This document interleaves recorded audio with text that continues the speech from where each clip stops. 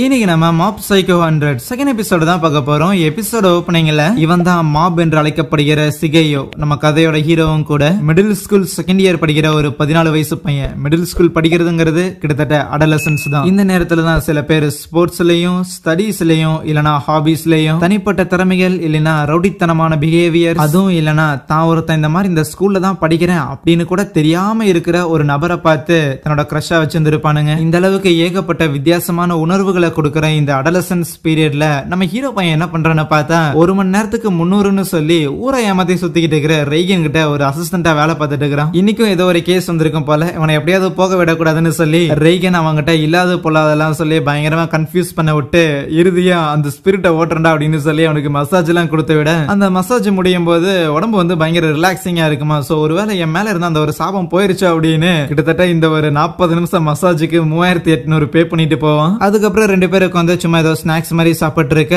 தலை இந்த மாதிரி வர நீ இந்த மசாஜ் பண்றதுல பயங்கர எக்ஸ்பர்ட்டா மாறிட்டு இருக்கிறேன்னு ஹீரோ சொல்லும் போது, நீ அதை வெறும் மசாஜ்னு சொல்லக்கூடாதுடா, அது எல்லாமே வந்து என்னோட சைக்கிக் திறமைகள் அப்படிமானா. அப்போ ஹீரோ ஒரு விஷயம் கேட்பான், தலை இந்த மாதிரி என்னால இப்படி பவர்ஸ் எல்லாம் பயன்படுத்த முடியுது. சோ மத்தவங்கல இருந்து நான் கொஞ்சம் வித்தியாசமா இருக்கிற காரணத்தாலேயே என்னால பெருசா யாரு கூட மிங்கிள் ஆக முடியல. என்னோட பிரச்சனைகளை பத்தி பேசுறதுக்குன்னு யாரும் என் கூட இருந்தது கிடையாது. அதனால உங்களுக்கு நான் நிறையவே கடமைப்பட்டு இருந்திருக்கேன். நீங்க எனக்கு நிறைய விஷயங்கள் சொல்லி கொடுத்துருக்கீங்க. அது மட்டும் இல்லாம எனக்கு காசு வேற கொடுக்குறீங்க. இருந்தாலும் இது எல்லாமே கொஞ்சம் நார்மலா இல்லையா அப்படின்னு ஒரு கேள்வி ஒண்ணு இருக்குதுன்னு சொல்லுவானா. ரெய்கனுக்கு பயம் வர ஆரம்பிச்சிடும். ஐயோ உனக்கு கம்மியா காசு கொடுக்குறோம் அப்படிங்கறத கண்டுபிடிச்சிட்டானா, இல்ல நம்ம ஒரு ஃப்ராடுங்கிறத கண்டுபிடிச்சிட்டானா அப்படின்னு சொல்லி பயம் வர. ஆனா நம்ம ஹீரோ என்ன சொல்லுவானா, லைக் இந்த மாதிரி டெய்லி வந்து உங்க ஆபீஸ்ல வந்து டைம் வேஸ்ட் பண்ணிட்டு இருக்கிறதுக்கு பதிலா வேற ஏதாவது நான் பண்ணலான்னு இருக்கிறேன்னு சொல்ல, ஓ அவ்வளவுதானா, வேற என்ன பண்ண போற, பாட்டு பாட போறியா, டான்ஸ் ஆட போறியா, இல்ல ஏதாவது மலையேற போறியா, இல்ல அந்த மாதிரி ஸ்பெசிபிக்கா இதுதான் பண்ணணும் அப்படின்னு எனக்கு மைண்ட்ல இல்லன்னு சொல்லுவானா. அந்த மாதிரி மைண்ட்ல இல்ல அப்படின்னாலும் இது ஒன்னும் பெரிய விஷயம் கிடையாது, ரொம்பலாம் வந்து ரஷ் பண்ணிக்கிட்டு இருக்காத, சும்மா இங்க வேலை செய்ய,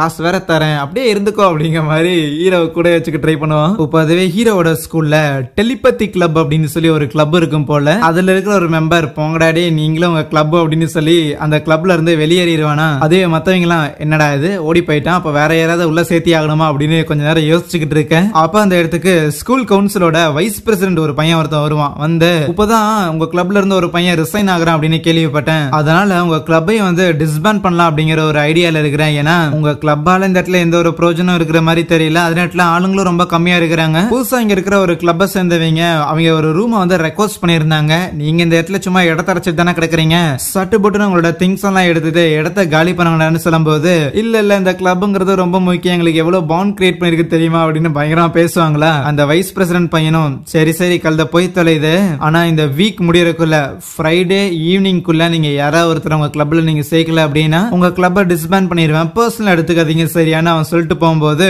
இப்ப என்ன பண்றதுன்னு பயந்து போயிருவாங்க. நம்மளோட ஒரு கிளப்னு யாரா வந்து 2 நாளுக்குள்ள வந்து சேர போற அப்படின்னு புலம்பினவங்களும் மனதை தளர விடக்கூடாதுன்னு அடுத்த நாள் காலையில் ஆனவனி ஆளு சேர்க்கறதுக்காக ஸ்கூல் முழுக்க உழவ ஆரம்பிக்கிறாங்க. முடிஞ்ச அளவுக்கு கண்ணில் படுற எல்லார்கிட்டையுமே கேட்டாலும் ஒவ்வொருத்தரும் ஒவ்வொரு விதமான தினசா பதிலாம் வச்சிருக்காங்களா. ஆனா அதுல மேக்சிமம் வர பதில் என்ன அப்படின்னா, என்னது டெலிபதி கிளப்பா, கேக்குறதுக்கே ஒரு மாதிரி கிரீப்பியா இருக்குது, உங்க முகரக்கட்டையெல்லாம் பார்த்தா அவ்வளவு நல்லவனுங்க மாதிரி தெரியலன்னு சொல்ல, இப்ப என்ன பண்றதுன்னு தெரியாம பயங்கரமா வந்து டென்ஷன் ஆயிருவாங்களா. சோ அப்பதான் அதுல ஒரு பையனுக்கு எனக்கு ஒருத்தனை தெரியுமே அப்படின்னு யோசிச்சு அடுத்த சீன்ல பார்த்தா நம்ம ஹீரோ கூட்டு வந்துருவான். இவன் எந்த ஒரு கிளப்லயும் இல்ல, எந்த ஒரு கமிட்டியிலும் இல்ல, பாய் ஃப்ரெண்டும் இல்ல, கேர்ள் ஃப்ரெண்டும் இல்ல, இவன் ஒரு பக்கா மொட்டை பையன். நம்ம ஹீரோ பிளஸ் இந்த டெலிபதி கிளப்போட பிரசிடென்ட் யாருன்னு பார்த்தா அது அந்த பொண்ணுதான். அவ பேரு டோமி. அவ பேரை கேட்டு நம்ம ஹீரோவும் டோமேவா, ஈவன் எங்க பாட்டி பேரு கூட டோமே தான் சொல்லும் போது, பாத்தியா எந்த அளவுக்கு நம்ம 2 பேரும் சிங்க்ல இருக்கிறோம், நீ இந்த கிளப்ல சேரணுங்கிறது விதிடா அப்படின்னு சொன்னா, இல்ல என்னால இன்னைக்கு சேர முடியாது, ஒரு முக்கியமான வேலை இருக்குதுன்னு சொல்லுவானா. அப்ப அந்த இனுக்கா வாங்குற பையன் தான் டோமே கிட்ட சொல்றான், ஆமா ஹீரோவால வந்து சின்ன வயசுல இந்த சைக்கிக் பவர் எல்லாம் பயன்படுத்த முடியும், நாங்கெல்லாம் ஸ்கூல் படிக்கும் போது அவன் பண்ணி காமிச்சிருக்கான், சோ அந்த மாதிரி தான் ஒரு வேலை பாக்குறேன் போலன்னு சொல்ல,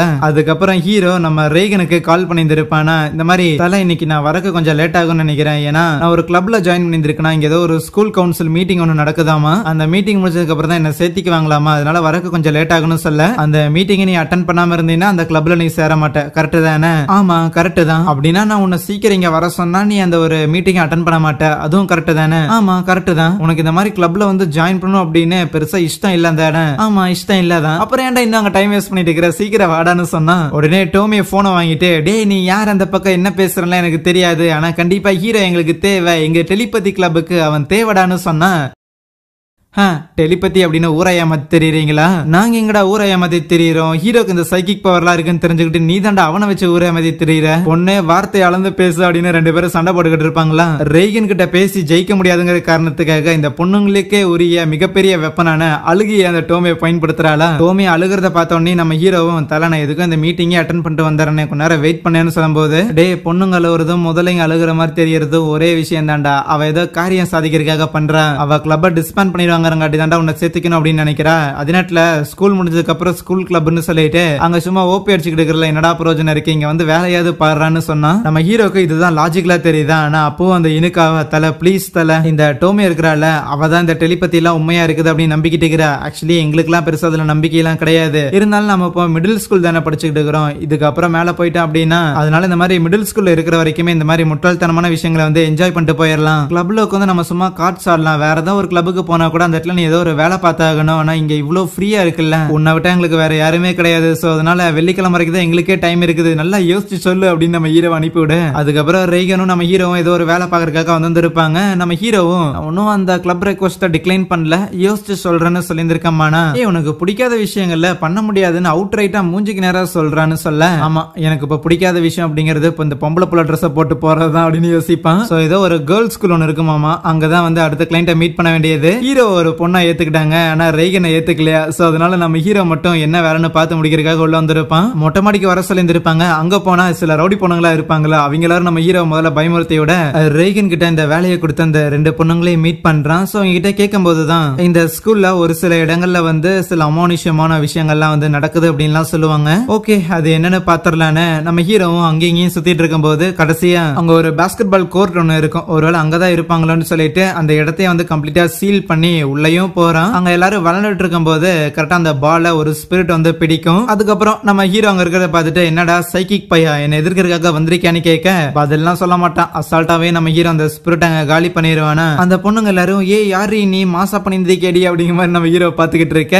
நம்ம ஹீரோ அந்த பொண்ணுங்க கொண்டு பயங்கர நர்வஸா இருப்பான்ல. சோ அப்போ அந்த ஒரு ஸ்பிரிட்டுமே கடைசியா முழுசா அழிஞ்சு போறதுக்கு முன்னாடி நீயும் நானும் ஒண்ணுதான் அப்படின்னு ஹீரோவை பார்த்து சொல்லும். சோ நீ எப்படி இந்த மாதிரி பொண்ணுங்க பக்கத்துல வந்து பயங்கர நர்வஸா இருக்கிறிய, ஒரு காலத்துல நானும் அப்படிதான் இருந்தேன், ஆனா நான் இறந்ததுக்கு அப்புறம் தான் என்னால ஒரு ஃபுல்ஃபில்டா இருக்க முடிஞ்சிச்சு. உன்னால அப்படி இருக்க முடியுதா? உன்னால ஒரு நாள் அப்படிங்கறத முழுமையா வாழ முடியுதா அப்படின்னு ஒரு கேள்வி கேட்டிருந்திருப்பான். வீட்டுக்கு போனதுக்கு அப்புறம் இந்த கேள்வி ஹீரோ பயங்கரமா பாதர் பண்ணியிருக்கும். என்னடா ஏதாவது பிரச்சனையான ரெட்ஸும் கேட்கும் போது இல்ல எதுவும் இல்லன்னு சொல்லிடுவானா. அடுத்த நாள் அந்த சைக்கிக் கிளப்ல ஜாயின் பண்ணலாம் அப்படின்னு போகும்போது கரெக்டா வைஸ் பிரசிடென்ட் வந்துட்டு இந்த ரூமை வேற ஒரு கிளப்புக்கு கொடுக்கறதா சொல்லியிருந்திருப்பாங்கல்ல. பார்த்தா பாடி இம்ப்ரூவ்மெண்ட் கிளப்னு சொல்லி ஒருத்தங்க இருப்பாங்க போல. அந்த கிளப்பை சேர்ந்த ஆளுங்களா அங்க வந்து இருப்பாங்களா. அண்ட் நம்ம ஹீரோ இந்த டெலிபதி கிளப்ல சேர்ந்துட்டான் அப்படின்னா இந்த கிளப்பை காலி பண்ண முடியாது. அதனால நம்ம ஹீரோ சேரக்கூடாதுங்கிறதுக்காக அந்த வைஸ் பிரசிடென்ட் நம்ம ஹீரோட மண்டையை பிடிச்சு கழுவ ஆரம்பிப்பான். ஏண்டா இதெல்லாம் தேருமாடா, உனக்கு லைஃப்ல வேற எதுவும் பண்றதுக்கு ஆசை இல்லையாடா, நீ வேற ஏதாவது பண்ணலாமேடா அப்படிங்கிற மாதிரி சொல்லிட்டே இருக்க.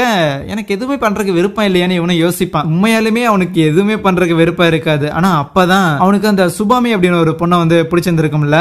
அவளை யோசிச்சு பார்த்துட்டு ஏதோ கிண்டர் கார்டன்லாம் படிக்கும் போது தன்னோட இந்த சைக்கிக் பவர் எல்லாம் யூஸ் பண்ணி அந்த சுபாமியை பயங்கரமா இம்ப்ரெஸ் பண்ணியிருப்பான் போல. ஆனா அந்த பொண்ணுக்கு ஒரு பாயிண்ட்க்கு மேல அது போர் அடிச்சிருந்திருக்கும். ஆனா இந்த ஸ்போர்ட்ஸ்ல டேலண்டடா இருக்கிற பசங்க இருக்கிறாங்கல்ல, அந்த மாதிரி பசங்களை அந்த சுபாமியாக்கு பிடிச்சிருந்திருக்கும். சோ அப்படின்னா என் மனசுல இருக்கிற ஃபீலிங்ஸை நான் சுபாமிட்ட சொல்லணும்னா அதுக்கு முன்னாடி அவளுக்கு பிடிச்ச மாதிரி நான் இருந்தாகணும்லன்னு சொல்லி என்ன உங்க கிளப்ல சேர்த்துக்கிங்கன்னு சொல்லுவான். டெலிபதி கிளப்லயான்னு கேட்டா கிடையாது, அந்த பாடி இம்ப்ரூவ்மெண்ட் கிளப்ல. அப்படியே கட் பண்ணா இங்க நம்ம ரெய்கன் டிவி பார்த்துட்டு இருப்பாரா. பார்த்தா நியூஸ்ல இந்த கேர்ள்ஸ் ஒன்லி ஸ்கூல்ல ஏதோ ஒரு ஆளு பொம்பளை வேஷம் போட்டுட்டு உள்ள போறதுக்காக முயற்சி பண்ணா அவனை வலை வீசி போலீஸ் தேடிட்டு இருக்கிறாங்க அப்படின்னு நியூஸ் டெலிகாஸ்ட் பண்ண அங்கே இந்த ஒரு எபிசோடையும் முடிக்கிறாங்க. So yeah, thank you.